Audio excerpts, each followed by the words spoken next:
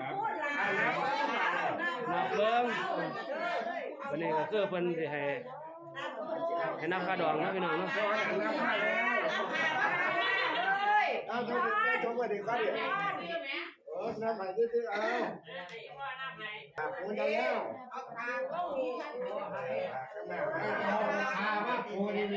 คนห่อผ้าคนสิกาว่าสิให้ตุ่มเอาเลยนะพี่น้องพี่น้องนั่นน่ะสิได้ตุ่มเอาเลยมาไว้ก่อนเลย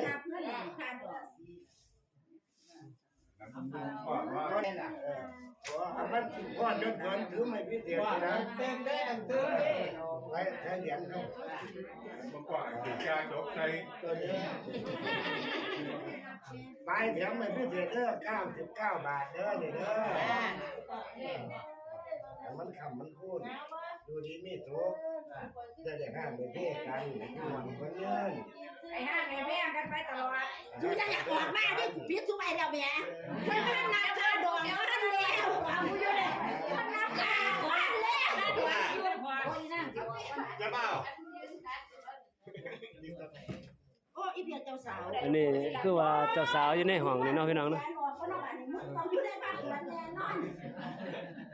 ไม่มาดูแขนก่อนนะ9 10 อย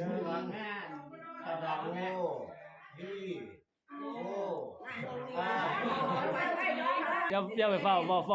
น้ำเล่าเราสิหลง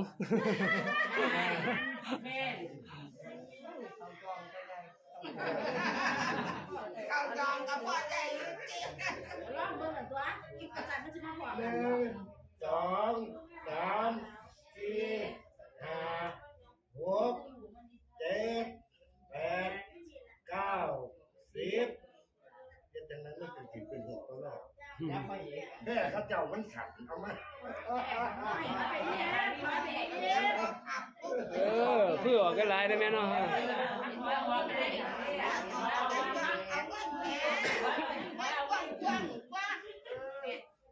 นับออกไปออกเจ้าคนไหนแม่ไม่ไหน1 2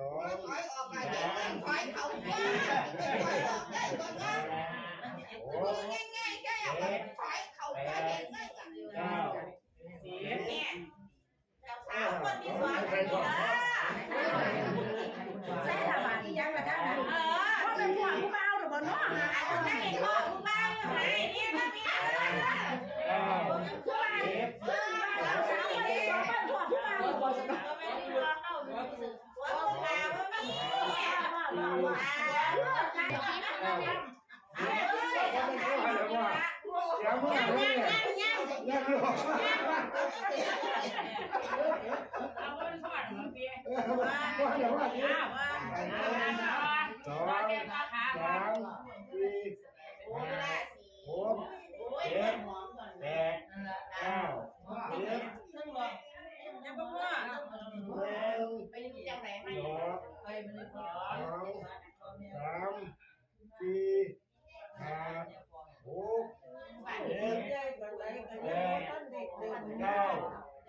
กับเอ็มแม่นะเอาแม่มาหน่อย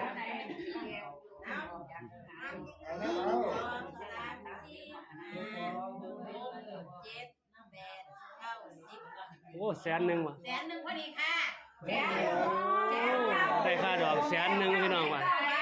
เหลืออีก99 บาทนะครับ9 บาทไว้เด้อ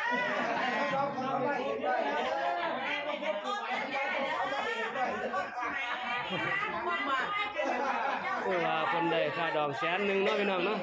กับทองเท่าใดนับซอยไปทอด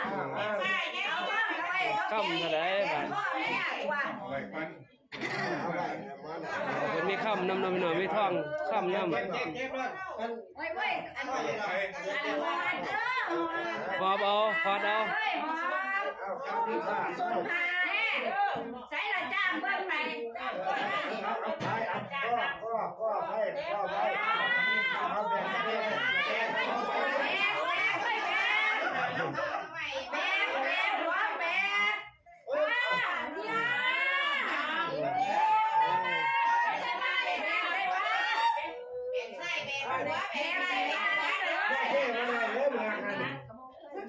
มันคือว่าเป็นประเภทนี้ของคนอีสานบ้านเฮาเนาะ